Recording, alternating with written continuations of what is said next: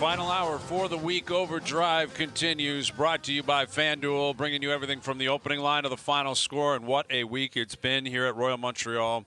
Montreal, Quebec, it's been brilliant. The weather's been pretty good. I mean, today it's been outstanding. I mean, you could not ask for better golf weather than what it was today. Yep. 20 degrees, no breeze, sun was out, it was popping. And we saw history today because the U.S. was up 5-0 after yesterday, and the international team has now tied it. They went 5-0 today, and not just like barely getting by. They were spanking the Americans today. If it was 7-3 right now, we'd say, you know what, they clawed back. Good for them. Yeah, it would be literally a slow clap. Yeah, it was Good like you guys didn't give up and you clawed back. Yeah. 5-5.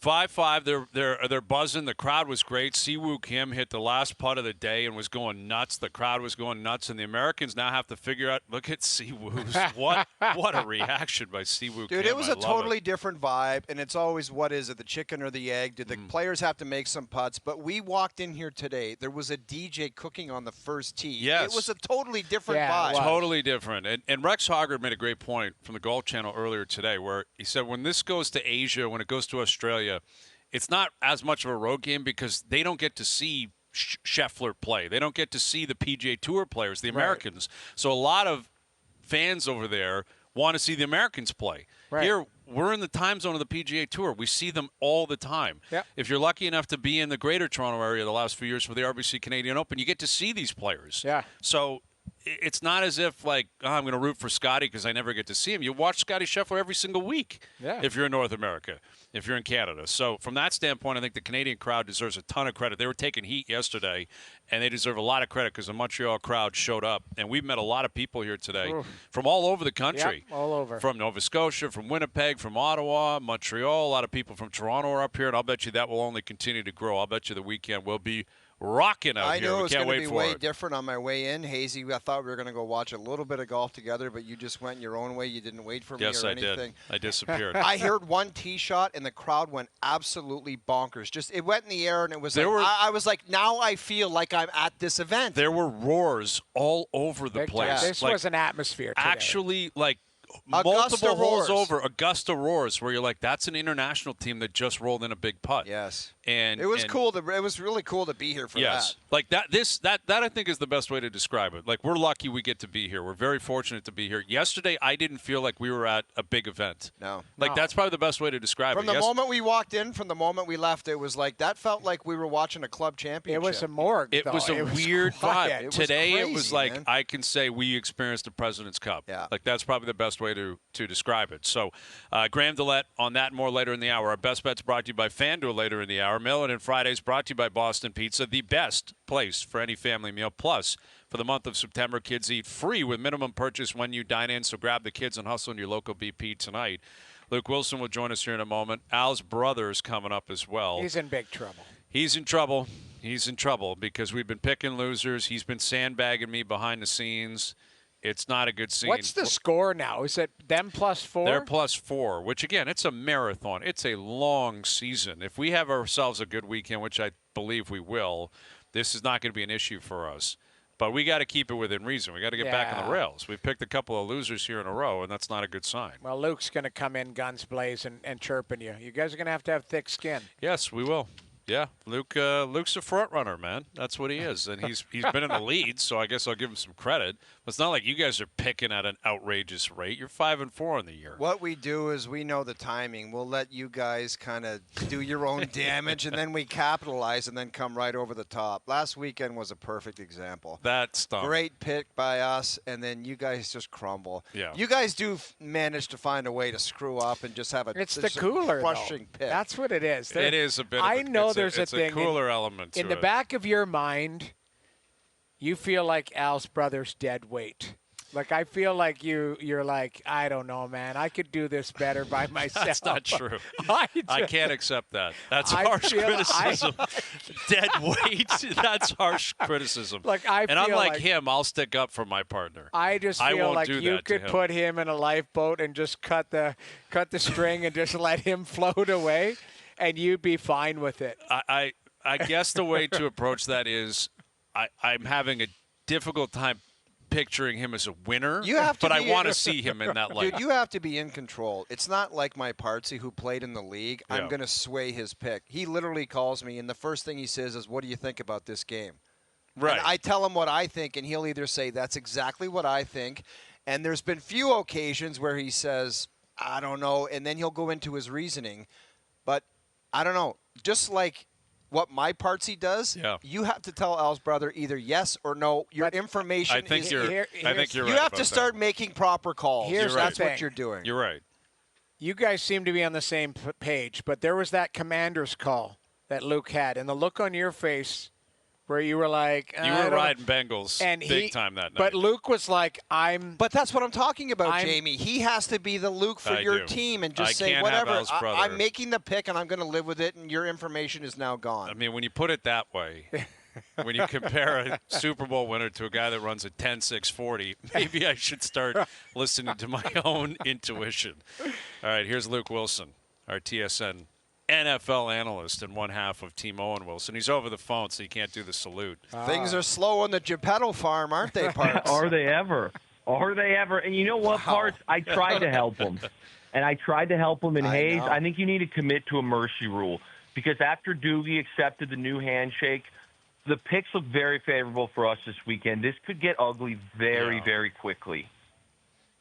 I have noticed that Commissioner Doogie's back on the take for Team Owen Wilson, absolutely sewering us with the pick that we have to They're make. bad games to pick. Well, they're big profile games, but these guys have a couple of layups, and Al's brother and I have no idea who's playing in the Chargers-Chiefs game. I mean, a bit of a concern when you literally don't know if the star quarterback and the star tackle are actually going to make it to the game. I will say Doogie's drink of choice is a Ryan Ginger, and he was on his laptop making those selections while the Ryan Ginger was sitting. I noticed that. Make it a double. Make it a double, and I'll send these guys their games. But what did you make of last night? I mean, putting the spread aside, Dallas, that was mandatory win night for the most part, or close to it. I thought Dak looked pretty good, and I wouldn't say that that's a game that's going into the Hall of Fame, the game tape, but in the end, if you're a Cowboy fan, you should be pretty happy today. You know what, Hayes? I'm going to push back on that a bit. If I'm a Cowboy fan, I'm panicked even more now. And the reason I say that is you look at, you watch that game from start to finish, and outside of red zone / fringe area defense for the Cowboys, defensively, they got smoked again. And yes, they stopped the run, but let's look not by the run last night. I know, but it wasn't by the run. It looked like John Elway at points. I mean, you give up 5. That would be concerning even more. Yeah. And you sit here, in Hayes, it's a 5-point win. A win's a win. You're on the road, division game, short week. Those are all great, great things. But you dig into these stats, and let's throw out the Hail Mary pick. But the Giants outgained you, not by much, but by 10 yards. The Giants had both teams were brutal, but the Giants had 3 out of 4 on fourth down. 5 of 16 on third down, so you did a good job there. But offensively, you were also 3 of 10 on third down, not super great. You got 90 yards in penalties for the Cowboys.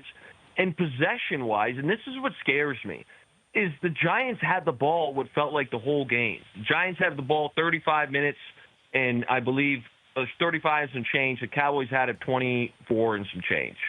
And what scares me is, the Cowboys, way they want to win is by putting Dak Prescott, who they paid a ton of money to, and CeeDee Lamb, who they paid a ton of money to, and both guys they view as top-tier elite players of their position. But you can't get them on the field. 24 minutes and change of possession? Your defense, you didn't give up the run, but what happened? A bunch of short throws? I mean, again, as far as I've watched, that was probably Daniel Jones' most clean game.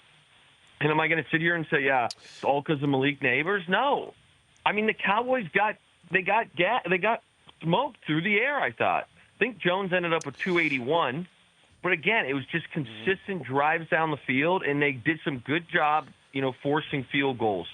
So I don't know. I mean, and why I say I'm panicked is yes, it's a win, but going into the year, I felt like there's your top, let's call it 1 to 4 teams that you think, hey, these guys are Super Bowl favorites. To me, I'm talking before week 1, I'm thinking Kansas City, I'm thinking San Francisco, I would put Detroit in there, and probably Baltimore.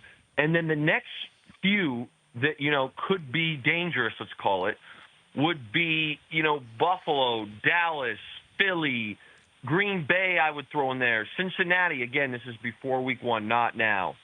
And you sit here and, are you putting, after watching last night, are you putting Dallas in the conversation of, hey, this is one of the top 5 teams in the NFL? Top 10 even? I don't know. I don't even know if they break the top 10.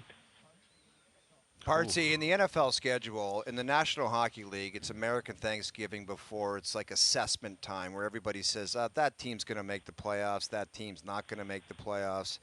What is it in the NFL? Are you comfortable right now saying the Dallas Cowboys are not a serious team? They're not going to do serious damage? Have you seen enough, or is there a certain date where you say, I got to get them to this point? To me, it's what it is. So my biggest issue with the Cowboys, and again, I got to tip my cap, they did stop the run yesterday. That is a fact. But it was the 2 games before this was an abomination, and Daniel Jones picked this defense apart. What's going to happen when they try to sell out and stop the run, and it's not Daniel Jones and a rookie receiver back there? It's whomever.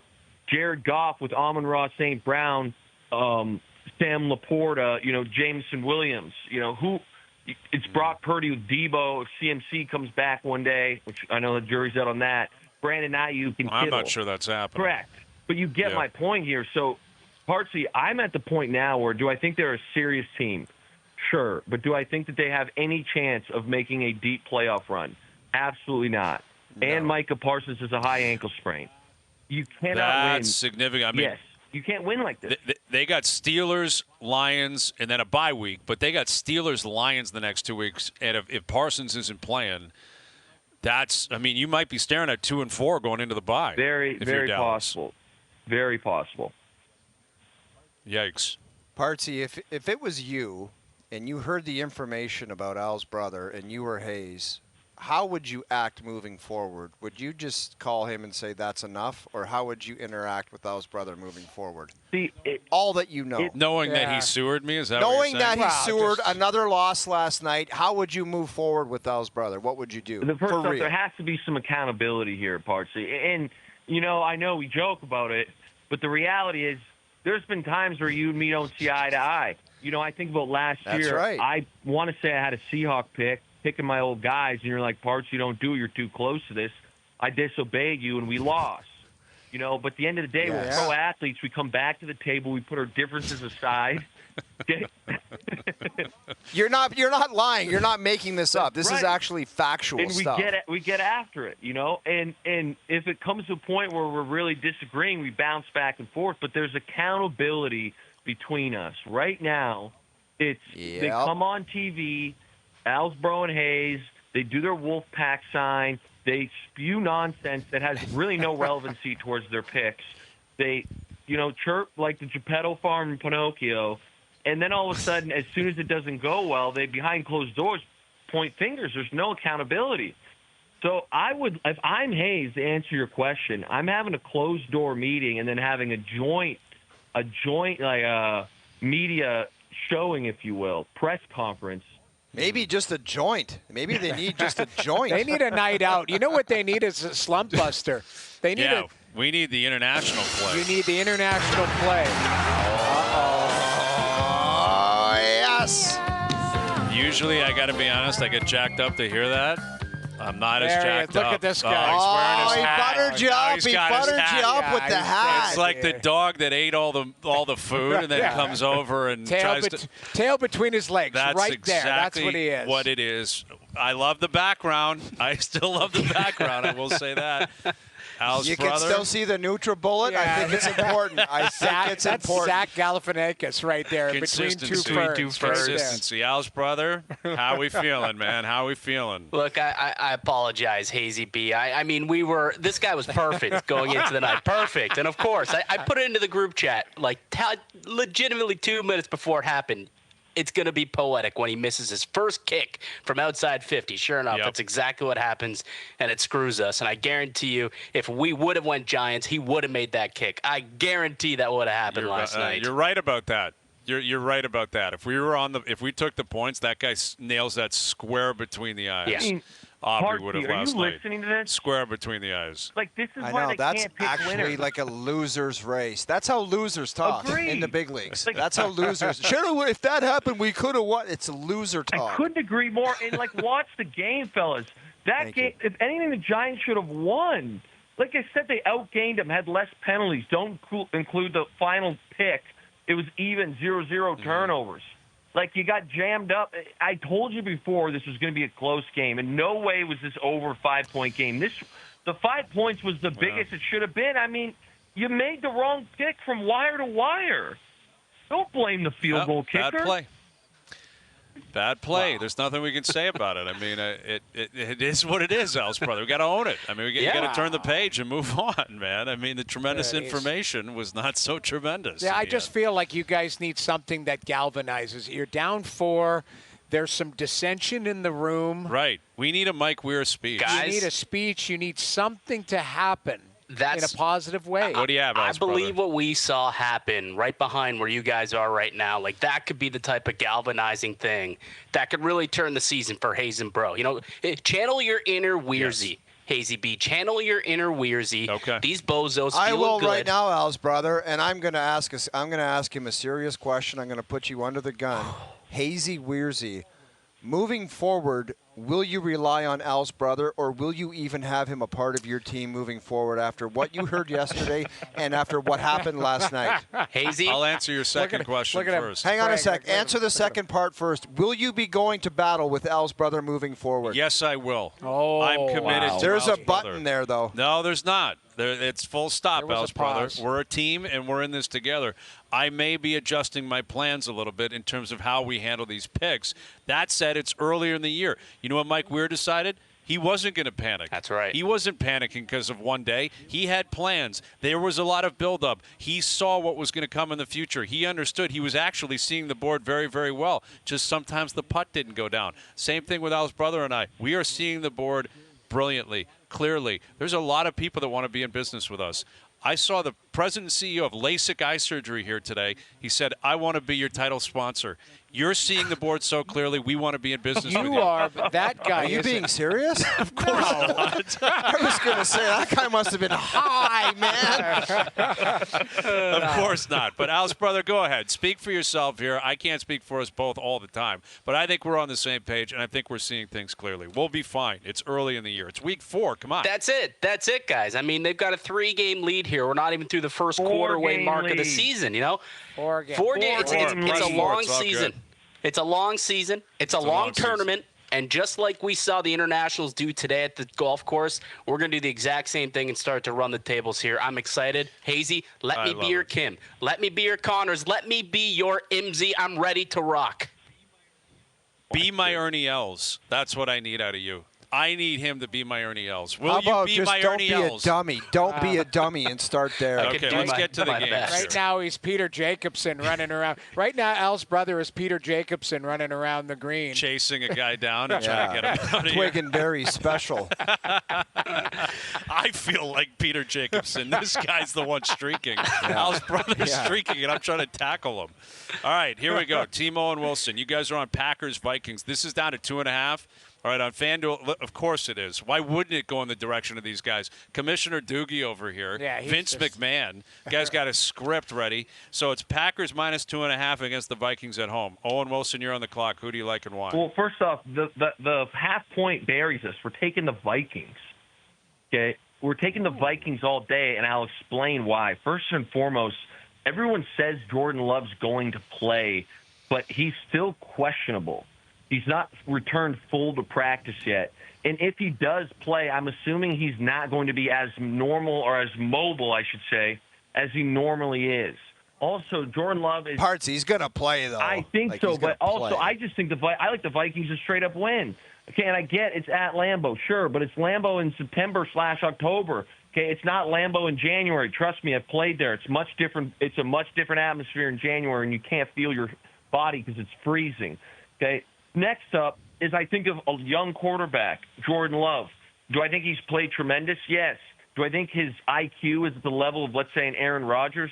Obviously not. Brian Flores in this defense is giving crazy looks pre-snap. So now you've got a quarterback who all week is not taking the same amount of reps as far as volume goes as normal. He's facing, in my opinion, probably the most complex and disciplined defense, in a defense that's executing at the best level in the NFL at this moment. Again, I don't want to say they're the best defense in the NFL, but as far as complexity and execution, they're certainly up there.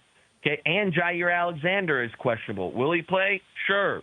Will he not play? I have no idea. But you know what? Justin Jefferson is going to smoke whoever he's against, and if Jair's out, we're in trouble. Plus, you're giving us 2.5 points division game if the Pack win, which you never know. They played all right. I like this to be a last-second field goal deal. That's why I'm upset about this hook that just happened in 30 minutes ago. Yeah. But I'm taking the Vikings here. I'm taking the Vikings. All right. I love that, man. The Vikings are going to come crashing down to reality. Jordan Love flying out of the gates at Lambeau. Packers, have you been watching them the last 2 weeks? Do you know how good that defense has been good? They have been phenomenal. Are you concerned that Love doesn't play? Or I not? don't put Malik Willis out there. That's how bullish I am. Malik Willis has looked like Steve Young in his prime the last 2 weeks. Oh, my goodness. Right, House brother? Hey. We're team Malik Willis. Malik Willis, he looked good. He did look good last week, I'll say that. But it does sound like it's trending towards Jordan Love playing, though. So I think it's more likely than not that he's going to play this week. Like you said, it's a divisional matchup. This is a big game, especially with the Vikings. You know, they're undefeated right now. Like, the Vikings are the top of the division, the Pack. Right. They're going to want this game. They got to win this game. So they're going to look to Jordan Love, who's been practicing for 2 weeks now. I think that the Pack definitely have a good chance to win. I mean, Minnesota they're coming off a couple of good wins, but that was in Minnesota. Now they got to travel, and now they're going on the road. Let's see what they do at Lambeau. And that run defense, man, that Matt LaFleur is going to bury them on Sunday. That Josh Jacobs, you watch out. No, he is going to. Yes, he is. He is. It's factual.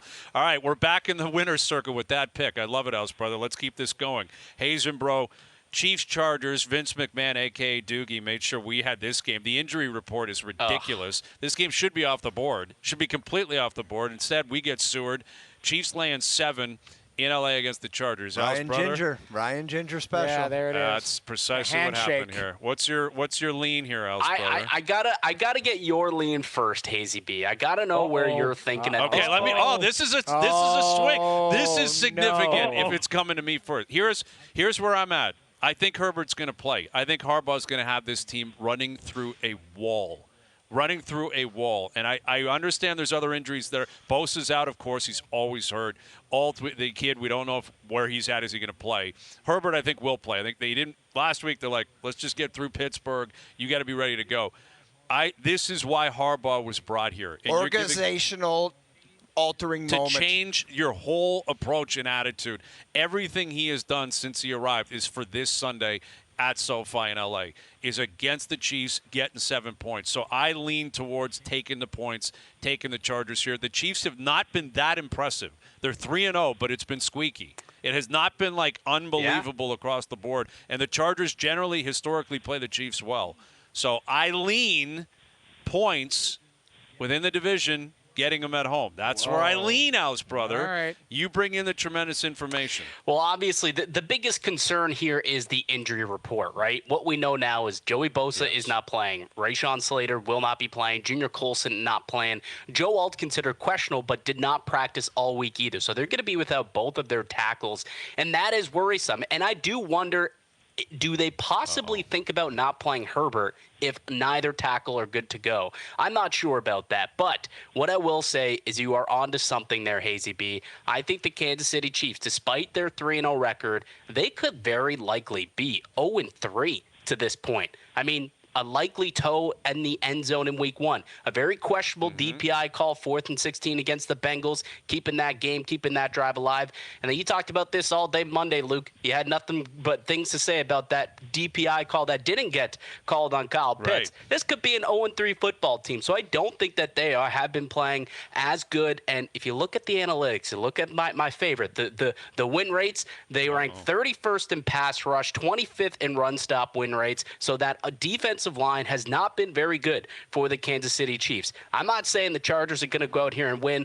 but I do agree with Hazy B that I think Harbaugh is going to get this team ready to rock, and they'll at least keep it a close ball game. I'd say We take the points, Hazy B. Take the points. Ernie Els, I love it. Ernie Els and Mike Weir. We are swinging in the right direction here. You want my impression of this? Yeah. Thank you, Noodles. He threw to you. To do Luke, whatever I was going to say. Exactly. He was just going to come up. Whatever you said. That's called a yes man. Yeah, he was given the. That's called, I want to hear what my boss's idea is. And then he was like, great idea, boss. That's concerning, Al's brother. Ed I hope there's no McMahon. truth That's in where that. he was right there. Ed McMahon. Al McMahon. Yes. How Al, this is Al's bro. How are you going to sit here, listen to Hayes make the wrong pick, okay, and then start by saying, yeah, there's a potential that both starting tackles are out and their starting quarterback. In fact, I wonder if they're even going to play him because he'll be killed if both tackles aren't playing. But we're going to actually go with the Chargers because my partner said so. Why? Well, Let me It tell might you what be the Hayes layup needs of from the you. year parts. Hayes needs from you to sit here right now and come to the table and be like, listen, Hayes, you just said you're sticking with me. You got to trust me. We need to take the Chiefs, even though it's 7 points. It's a Al's bloodbath brother- right now. Don't listen to this guy. He's an idiot. He doesn't know what he's talking about. But you look yourself in the mirror right now. I need it. What do you think, Al's brother? Where is your heart at? Because I don't need to get catch words through the grapevine that you're texting Luke in 10 minutes saying No. on the Chiefs. No.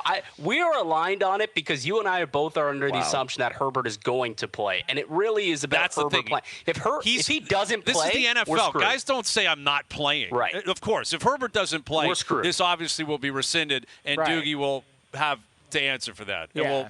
That's clear. If Herbert's If not Herbert's playing, not in, Doogie, if he has any stones, Can we get a different game? Can we make a different an No. audible on Sunday Absolutely if not. Herbert It's doesn't the play? Rules. Okay. What are you talking All right. about? No, of Rules. course not. man. Commissioner Doogie said no. For Of the course not. record Why would here, he? Vince McMahon. Herbert in or out, I would take Mahomes and KC in this matchup. Laying 7, dude, Yes. on the road the way Kansas City's been playing. Yes. Get Kansas serious. I City. think Kelsey has a game, though. He's been Thank really you, hard on Noodles. himself. See, they forget. Noodles, you know what? Yeah. Noodles, you can't join their team because you're a pro athlete, but my goodness, you do a much better job than these two Muppets. I've been paying attention to this. Kelsey's really hard on himself to the point where his brother, Jason, on their podcast was like defending him. Well, then and stop going to the U.S. Open Yeah, during training I camp. understand. Stop, get off TikTok and stop doing dances and actually start catching some footballs. I understand that, but I think a guy like that's got tremendous pride. Yeah. And he's going to want the rock. Okay, I and he don't might. doubt- yeah. And Harbaugh will know it, man. Harbaugh's waiting for him. That's All right. true. Sunday night, what a ball game. Ravens-Bills. Ravens-Bills. Ravens laying 2.5. Who you guys like? The Ravens. I mean, listen, I understand. Oh! What do you mean, oh? Okay, go ahead. I mean- Bills were the best team in football this year. Please continue. Okay, this is the most classic Toronto radio, Leafs, Bills, put them in the same thing. And I just want to say I am a Leafs fan.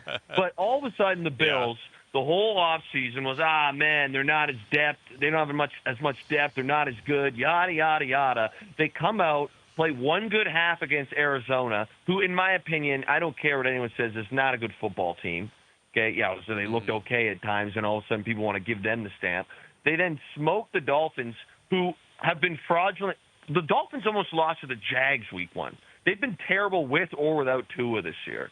Okay, and then they play the Jags, who are the worst football team in the NFL right now, by far. I mean, it's an absolute fire sale over there from top to bottom. And they're 3-0, and they've looked good. And now all of a sudden, Bills fans have blamed Stephon Diggs for their problems, and the Bills are going to win the Super Bowl. Let's come back down to reality here. This is a good football team that has played junk teams all year and are 3-0. Have they looked good doing it? Yes, which is a big step because usually the Bills don't look good when they play bad teams. So I'll give them that. But the idea that right now the Ravens, who need a win still, let's be honest, they're 1-2. Yeah, 1-2, yeah. Against the Bills, who right now are walking around like they're – I mean, if you're a Bills fan, you've pretty much given them the Lombardi already after 3 weeks. It's bizarre. Okay, the idea that they're going to come out here and not get absolutely punched in the mouth is ridiculous. And Derrick Henry, okay, who finally has kind of seemingly fit into how they want to use him after he absolutely gashed Dallas, destroyed them. And Lamar's going to be running all over the place, slinging the ball around. This one's going to get ugly. I like the Ravens by 10.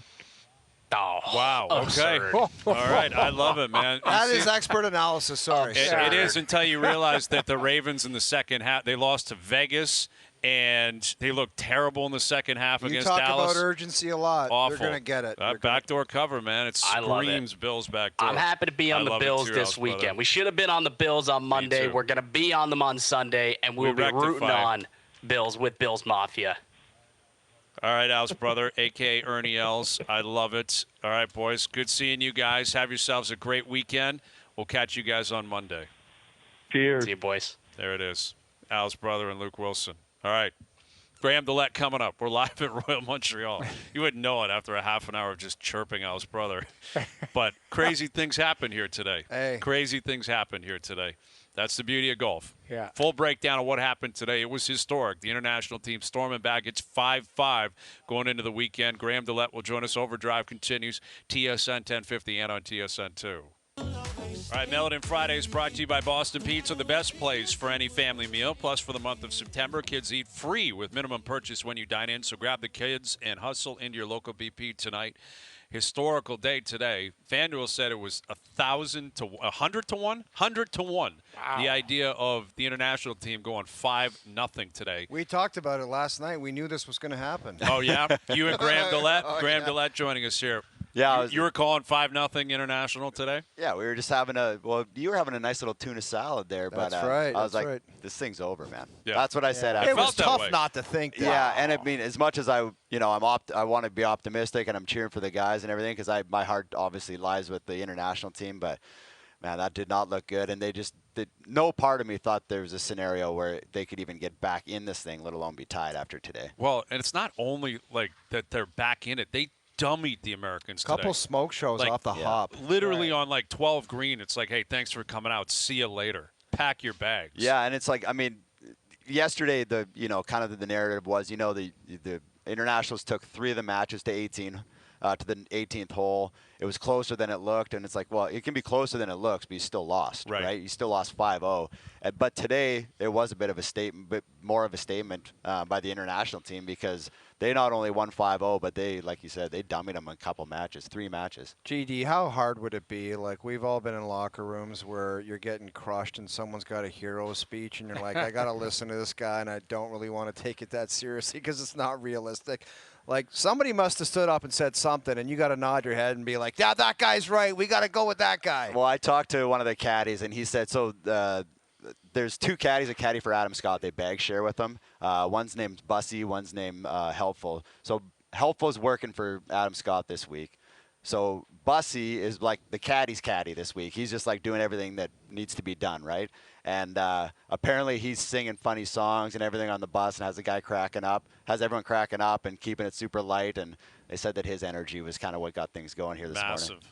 Do you have to have, like, you get skunked like that? Does a lot need to be said, or is it like team meeting type of thing? You just mentioned, raw chats, all of that type of stuff. But is it just a reset? Or we were joking, like, does everyone have to go for a beer and just kind of like breathe a little bit and almost kind of, forget about it and burn the game tape type of thing? Right, yeah, and it's like I think that by the time that they kind of finished up here, got back to the hotel, it's an hour to the hotel downtown here. By the time they probably have a couple beers on the bus and they just settle in, and I'm sure that Mike had something to say, and my message would have been, and I'm sure that his was, is let's just chip away at this thing. We Yeah. go 3-2 tomorrow, or 3.5 to 1.5, and just slowly kind of get back into this. But now all of a sudden it feels like they're in the driver's seat. Yeah. Yeah, Absolutely. well, exactly. And the 4-ball matches in the morning have been revealed here. So the Americans are going out with Scheffler and Morikawa first. So they're sending the big dog out first. He was 5th today. Probably thinking, you go out and close it. You know what I mean? Like 5th today, and yesterday he was like 4th. Yes, exactly. So it's Scheffler, Morikawa up against Adam Scott, Taylor Pendrith, which is pretty wild. The Canadians going out first tomorrow morning. Then it's Finau and Schauffele up against Connors and Hughes, which I love, man. We were talking about this earlier in the week. 3 Canadians in the first 2 groups tomorrow. I love that play by Mike Weir. Yeah, and one of the interesting things is, Mike has been, sticking to his strategy, and he's been pretty vocal and, transparent about that. So, Mac sat in the first foursomes, but he's playing, or in the first 4-ball, sorry, but now he's playing in this one. So did he change something because Mackenzie was playing nicely today? Well, GD, you kind of or was have that to. part of it? You got to look at it and say these two won their match. They got momentum. They got the crowd. I got to throw them out there. The energy, I think, is the biggest thing, and that was you guys were out here today. Like even the first tee, it was sick today compared to yesterday. It was awesome, and like Mike Weir was out waving a flag and throwing footballs and getting everybody. I've known Mike for a long time. I've never seen that side of him before, so it was pretty cool. And all his players know him too, and they've never seen that from him. So I think that energy in that first group went off. They win the first 2 holes, and it was just that trickle-down effect and that momentum, and it just became contagious. You saw the putts that were being made by the international team, and that's what they didn't do yesterday, and it was the opposite for the Americans, burning edges and nothing falling. Graham DeLaet with us again. It's 5-5 at the Presidents Cup. 5-0 Americans yesterday, 5-0 international today. So we're going into the weekend, morning and afternoon tomorrow, and obviously we're going to have the singles on Sunday. How do you handicap the weekend now? How have you adjusted the way you see, obviously, the way you see this playing out, but can the international team actually do what felt like was impossible and win this thing now? I think that the Americans are still the favorite here. If you just look at their squad on paper, it's a mismatch. There's no question about it. But can the international team ride the momentum that they got today? And I think that's the biggest thing, and that's what these tournaments are all about. You see it in the Ryder Cup.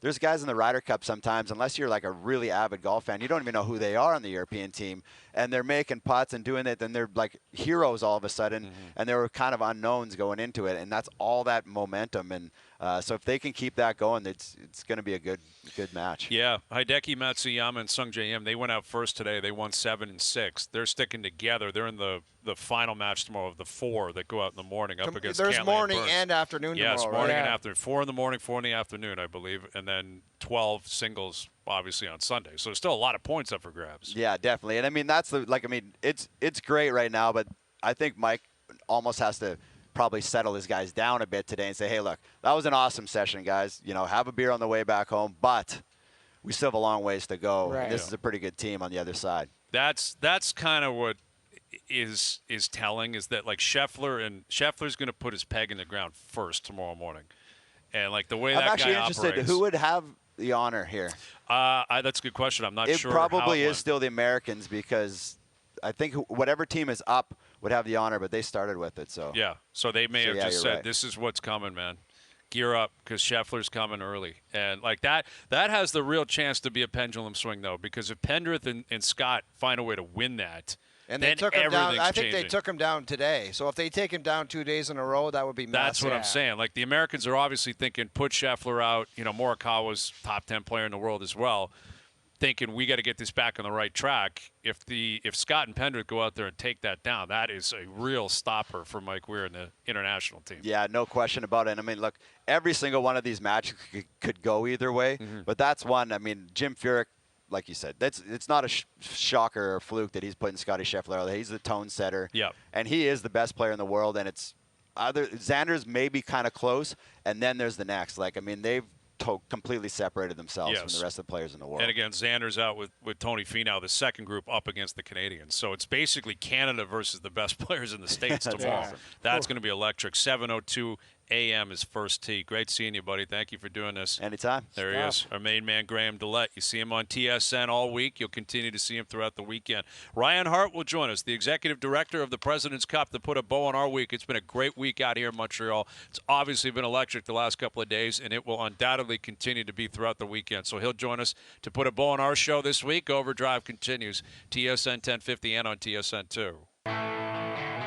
All right, we've been live at Royal Montreal since Tuesday. It has been an incredible 4 days for us. Yesterday was tough in terms of the golf because the U.S. won 5-0 or were up 5-0.